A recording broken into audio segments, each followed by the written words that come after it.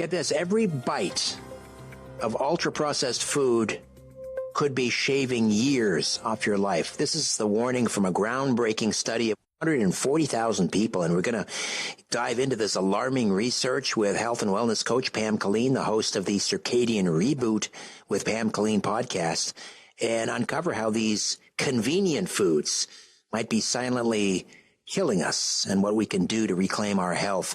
Pam, welcome. What happens, or rather, what makes ultra-processed foods so harmful, and how do we identify them in our daily diets?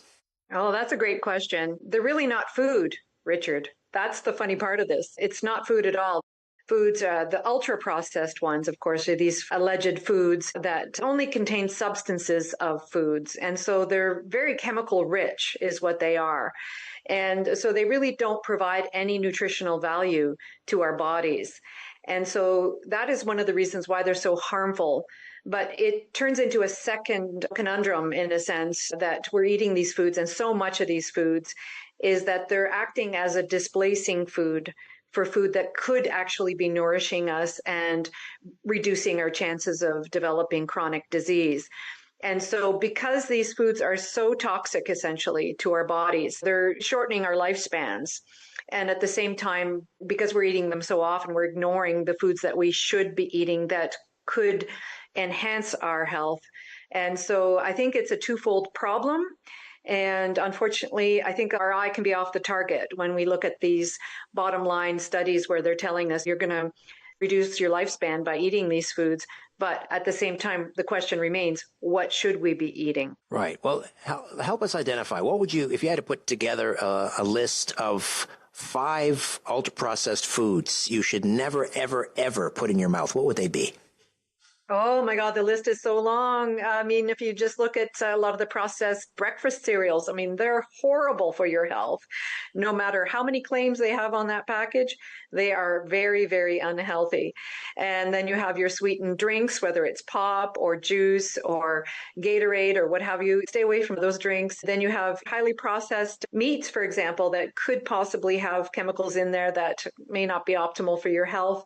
And then you might have frozen pizza, for example, that you could make from scratch. It would be a lot healthier for you if you made it from scratch versus some of these ones that you're buying in the grocery store. When you eat them, you can actually taste the chemicals in it. I don't know about you, Richard. I can taste the chemicals when I eat something that's ultra processed. So the list goes on and on. These sugary yogurts as well, they're very popular. And unfortunately, they're not very healthy for you at all. I was reading something like 70% of the U.S. food supply is ultra processed. Does that sound right? 70% of the food we're eating is ultra processed?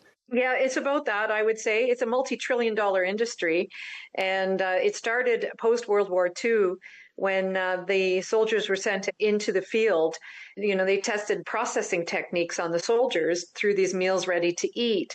And these foods were really only intended to keep them alive, you know, if they were out in battle for a couple of weeks at a time, for example. These foods were not intended for us to be consuming day in, day out, year in, year out. Unfortunately, the shareholders wanted to keep making money on these technologies, and post-World War II, tens of thousands of products hit our grocery store shelves, and they're still with us today. And this is not rocket science, Richard. You know, this study is not rocket science that these ultra processed foods are bad for us. I think every single person on this planet knows that these foods are not nutritional. And yet they go and they spend all this time and money researching it. I mean, back in 2003, the World Health Organization did a report called Diet, Nutrition, and the Prevention of Disease. They knew in 2003, you know, we got to get this word out. We got to warn people about these foods. And there was another study that came out in 2024. And now we have another study in 2025. A lot of scientists have been shouting it from the rooftops that we need to be avoiding these foods. And of course, what they do is they increase your chances of developing all sorts of health conditions, including cardiovascular disease, mental disorders, anxiety, obesity, sleep disorders, type 2 diabetes. I mean, these are epidemics in our culture today, and they could be prevented if people would just reduce their consumption of these ultra processed foods.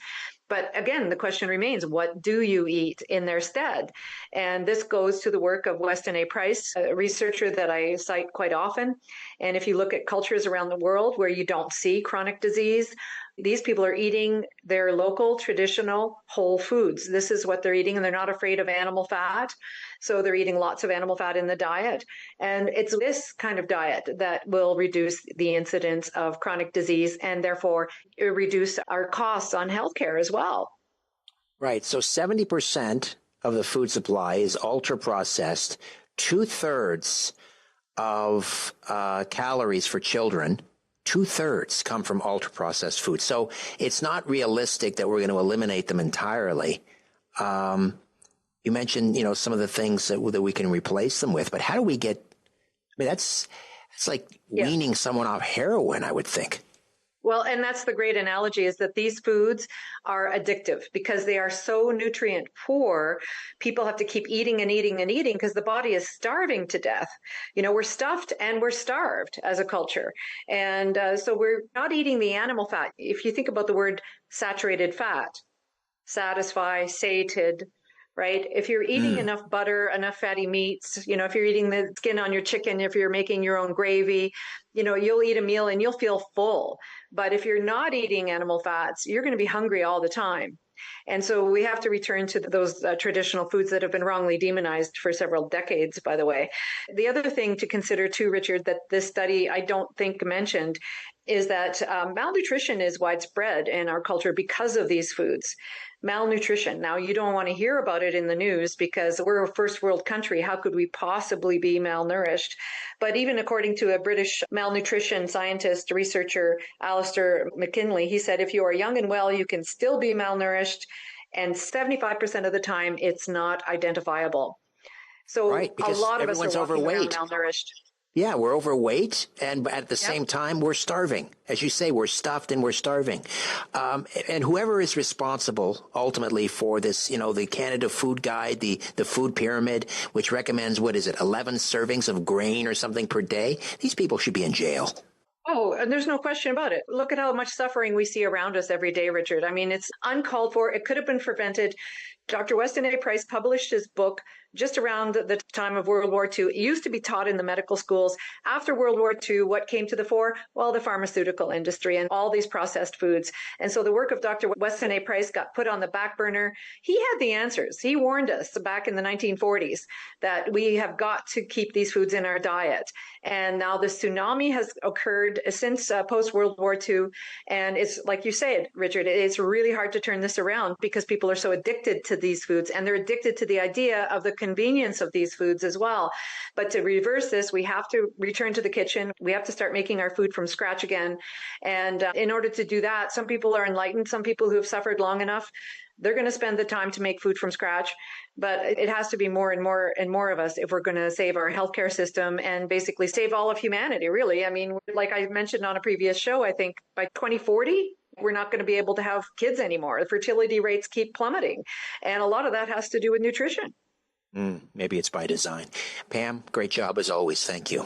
Thanks, Richard. Pam Killeen, health and wellness coach, co-author of the Great Bird Flu Hoax and host of the Circadian Reboot with Pam Killeen podcast. PamKilleen.com. Pam Killeen, Killeen, PamKilleen.com.